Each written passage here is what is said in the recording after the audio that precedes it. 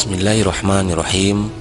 Assalamualaikum warahmatullahi wabarakatuh. Islam adalah agama yang membawa rahmat dan mengajarkan umatnya untuk berbuat kebaikan. Fungsi agama Islam dapat dirasakan apabila umat Islam menjalankan kewajibannya. Salah satu kewajiban umat Islam adalah mendirikan sholat. Tidak hanya sholat yang wajib, Islam juga menganjurkan umatnya untuk melaksanakan sholat sunnah seperti sholat duha. Hal tersebut merupakan cara meningkatkan ketakwaan kita kepada Allah sehingga pertolongannya kepada kita lebih dekat. Sholat duha adalah sholat yang dikerjakan sejak matahari mulai meninggi, yakni sekitar pukul 7 pagi hingga tergelincirnya matahari, yakni sekitar pukul 11 siang. Sedangkan waktu utama melaksanakan sholat duha adalah jika ia dilakukan agak siang, karena semakin siang maka nilainya semakin utama. Hal ini sebagaimana sabda baginda Nabi SAW yang artinya, sholatnya orang-orang yang kembali kepada Allah adalah waktu anak-anak onta bangun dari pembaringannya karena tersengat panasnya sinar matahari. Hadis riwayat Muslim nomor 1144. Sebagai hambanya yang fakir dan selalu membutuhkan pertolongan Allah untuk kemudahan segala urusan, maka selayaknya kita merasa senang dan bahagia dalam melaksanakan ibadah sholat duha. Karena sholat duha memiliki begitu banyak keutamaan yang seharusnya bisa memotivasi kita dalam mengerjakannya. Berikut adalah keutamaan sholat duha yang dijadikan oleh Allah melalui Rasulnya bagi mereka yang mengamalkannya dengan penuh ketekunan dan keterusan. Nomor 1. Wasiat khusus dari Rasulullah. Sholat duha diwasiatkan Rasulullah kepada Abu Hurairah radhiyallahu an untuk menjadi amal harian. Hal ini terdapat dalam hadis riwayat Bukhari dan Muslim nomor 1140, di mana Rasulullah SAW bersabda yang artinya, dari Abu Hurairah radhiyallahu an, ia berkata, kekasihku Rasulullah SAW berpesan kepadaku untuk selalu puasa 3 hari setiap bulan, mengerjakan 2 rakaat duha dan mengerjakan sholat witir sebelum aku tidur. Hadis riwayat Bukhari dan Muslim nomor 1140. Nomor 2. Pahalanya seperti bersedekah. Mengerjakan sholat duha memiliki nilai yang sama seperti nilai amalan sedekah. Sedekah yang dimaksud adalah sedekah masing-masing ruas anggota badan yang diwajibkan untuk dikeluarkan setiap paginya. Karenanya, orang yang mengerjakan sholat duha akan memperoleh ganjaran pahala sebanyak persendian itu. Sedangkan persendian yang ada pada seluruh tubuh manusia itu sebagaimana dikatakan dalam hadis dan dibuktikan dalam dunia kesehatan adalah sebanyak 360 persendian. Aisyah radhiyallahu an pernah menyebutkan sabda Nabi SAW yang berbunyi, innahu khuliqa kullu insani min bani Adam ala sittina wa salasima ati mafsil. Sesungguhnya setiap manusia keturunan Adam diciptakan dalam keadaan memiliki 360 persendian. Hadis riwayat Muslim nomor 1007. Kabar baiknya adalah bahwa sedekah seluruh persendian manusia yang terdiri dari 360 persendian itu bisa dicukupi hanya dengan mengerjakan 2 rakaat salat duha. Hal ini sebagaimana hadis Rasulullah SAW yang diriwayatkan oleh Abu Dzar radhiyallahu an, di mana Nabi SAW bersabda, yusbihu ala kulli sulama min ahadikum sadaqah, fa kullu tasbihatin sadaqah, wa kullu tahmidatin sadaqah, wa kullu tahlilatin sadaqah, wa kullu takbiratin sadaqah, wa amrun bil ma'ruf sadaqah, wa nahyun anil munkar sadaqah, wa yajzi'u min dzalika rak'atan yarka'uhuma minad duha.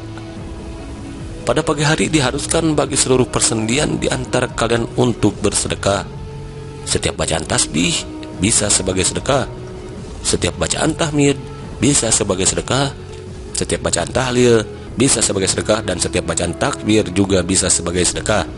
Begitu pula amar ma'ruf, yaitu mengajak kepada ketaatan, dan nahi mungkar, melarang dari kemungkaran, adalah sedekah. Ini semua bisa dicukupi atau diganti hanya dengan melaksanakan sholat duha sebanyak 2 rakaat. Hadis riwayat Muslim nomor 720. Nomor 3. Dicukupi kebutuhannya di hari itu. Sholat duha yang dilakukan oleh seseorang di awal hari dijanjikan tercukupinya kebutuhan orang tersebut di hari itu.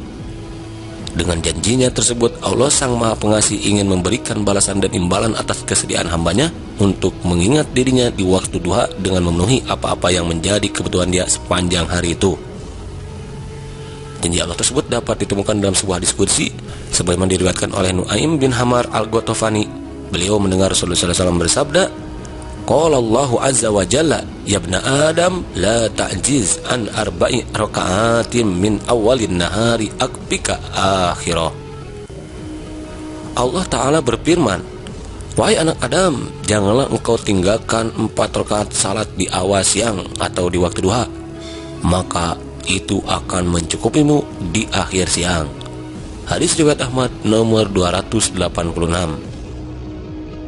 Nomor 4. Mendapat pahala haji dan umroh yang sempurna. Dari Anas bin Malik, Rasulullah SAW bersabda, man sholal ghodata fi jama'atin thumma qa'ada yadhkurullah hatta tatlu asy-syamsu thumma shola rak'ataini kanat lahu ka'ajrin hajjat wa umrah. Qala Rasulullah sallallahu alaihi wasallam, tamatin.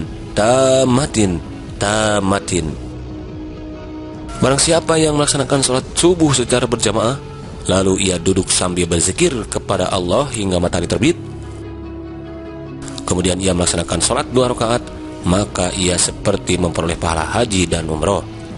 Beliau pun bersabda, pahala yang sempurna. Hadis riwayat Tirmizi nomor 586. Para ulama menjelaskan bahwa yang dimaksud kemudian ia melaksanakan sholat 2 rakaat setelah matahari, yaitu adalah kemudian ia melaksanakan sholat setelah matahari meninggi setinggi tombak, sehingga keluarlah waktu terlarang untuk sholat.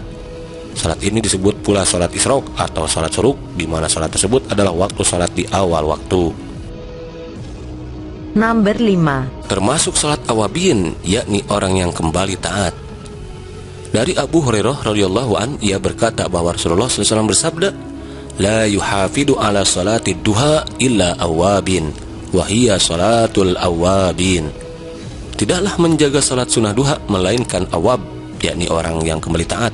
Inilah salat awabin. Hadis riwayat Ibnu Huzaimah nomor 164. Adapun yang dimaksud dengan awabin, yakni bentuk jama dari awab yang berarti orang taat atau kembali kepada ketaatan, karena kita sebagai manusia dalam keseharian tidak luput dari berbuat dosa dan maksiat kepada Allah, baik yang disengaja maupun tidak. Dan dengan mengerjakan doa, maka kita berharap kepada Allah termasuk orang yang kembali bertaubat kepadanya, dari yang semula lalai kepadanya menjadi berzikir kepadanya, sebagaimana yang dikatakan seorang sahabat Ubaid bin Umar bahwa awab adalah orang yang mengingat-ingat dosanya, lalu kemudian ia memohon ampun kepada Allah. Demikianlah keutamaan atau manfaat dari dikerjakan sholat di awal pagi atau waktu duha yang telah dijanjikan oleh Allah melalui Al-Quran dan Rasulnya. Semoga Allah SWT memberikan hidayah dan taufiknya kepada kita untuk merutinkan sholat yang mulia ini, sehingga dengan mengerjakan ibadah sholat sunnah duha ini dapat menambah kadar keimanan dan ketakwaan kita kepada Allah SWT, yang nantinya kita bisa mendapatkan apa-apa yang telah dijanjikan oleh Allah dan Rasulnya, baik itu berkaitan dengan kebaikan di dunia maupun kebaikan di akhirat. Wallahu a'lam.